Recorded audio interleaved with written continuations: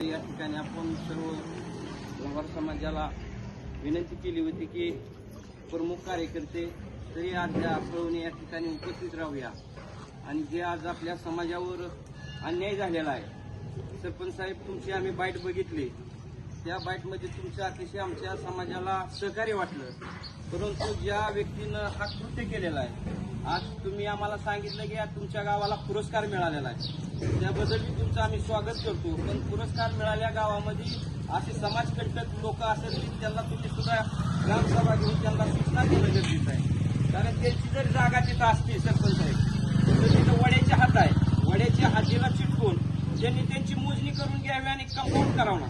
बरं, ह्याच्या अगोदर गावात कोणाचं तर मैत झालंच असेल ना, ह्याच्या अगोदर अशी कुठं बातमी झाली का की बाबा ह्याचं मैत अडवलं या, मग लोहार समाजावरच का अन्याय? जर तुम्ही आम्हाला सांगितलंच असतं ह्या गावातच ती मैत आम्ही जाळून देणार नाही, आम्ही नातेवाईकाच्या तिथं जाऊन मैत जाळलं असतं, परंतु तुम्ही लोहारच्या भाषा बोलण्याची हाही कुठली पद्धत?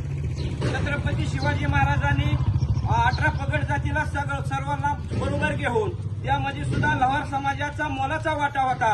आज तोप गोळा असतील, कुठल्याही तलवारी बहाले करायचे असतील तर आज शिवाजी महाराजांनी लोहार समाजाला ते कारखाने काढून दिले होते, त्याचप्रमाणे राजाचा आम्ही आदर करून सर्व हत्यार पुरवत होतो। आज त्याच समाजाला तुम्ही गावामध्ये जाळण्यात लोहार समाजाला तुम्ही जाळून देत नाही, ही किती मोठी शक्यता आहे सरपंच साहेब, तुम्ही सुद्धा याचा विचार केला पाहिजे।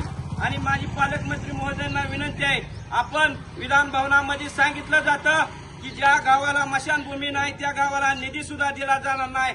पालकमंत्री साहेब, आपल्याच जिल्ह्यामध्ये आणि माळशिरस तालुक्यामध्ये काय चाललंय, तिथं 15 वर्षापासून मशानभूमी नाही, ही मशानभूमीला आपण इथल्या सरपंचांना, इथल्या बीडीओ साहेबांना, कुठल्या तहसीलदारांना काय प्रश्न विचारणार आहे का नाही की ह्या गावाला नुसतं लोहार समाजाचंच असं झालं म्हणून आम्ही बोलणार नाही, प्रत्येक समाजाचं या ठिकाणी जर असं झालं तर कुठं जाणार हा मोठा प्रश्न आहे।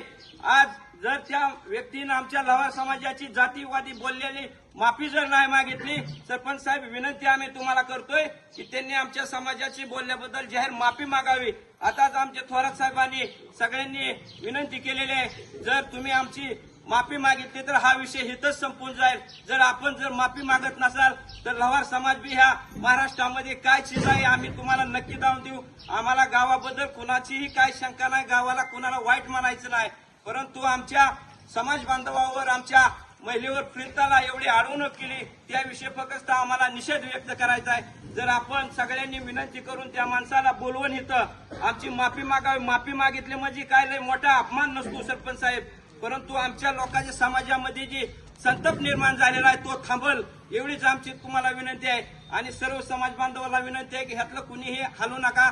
आपण त्यांना जर इथं यायची इच्छा नसेल तर आपण अर्धा तास वेळ देऊया, आपले वसव साहेब बी बोलणार आहेत, जर अर्ध्या तासांनी नाही झाले तर आपण पोलीस स्टेशनला जाऊया, तिथल्या पीएला सुद्धा आपल्याला जाब विचारायचा आहे की तुझ्या बाबा पोलीस स्टेशनला, महिला पोलीस स्टेशनमध्ये महिला पोलीस आहेत की नाही, की आज इथं या ठिकाणी प्रीताव डिझेल वळतत असताना दडदड तुम्ही आमच्या महिलाला हाताला धरता, ही कुठली तुमची पद्धत? काय इथं हुकुमशाही आहे का काय आहे? अशी पोलिसांना सुद्धा आपल्याला जबाब विचारायचा आहे। या ठिकाणी 4-5 महिला जर आल्या असत्या, आम्ही बघितलं व्हिडिओमध्ये आमच्या ताई सगळ्या छटत होत्या, तरी त्यांना पोलीस धरत होतं। अरे हरामखोरावं, तुम्हाला दरोडेखोर असलं तर तुम्ही सोडून देता, तिथं त्या ठिकाणी कुठं गुन्हा घालला तर तिथं किती विसूर लागतो तुम्हाला पोचाय, आणि आमचं फ्रीज जाळत असताना तिथं किती लवकर तुम्हाला कुणी तुमच्या मागं कोण आहे की कोण आमच्या समाजाविरुद्ध अन्याय केला जातोय, आणि तो बोलणारा व्यक्ती आहे म्हणतोय की लोहार समाजाने तुमच्यामुळे आम्हाला बघायचं काय, आम्ही तुझी चूक केली बाबा तेही तो आम्हाला जनतेमध्ये सांग,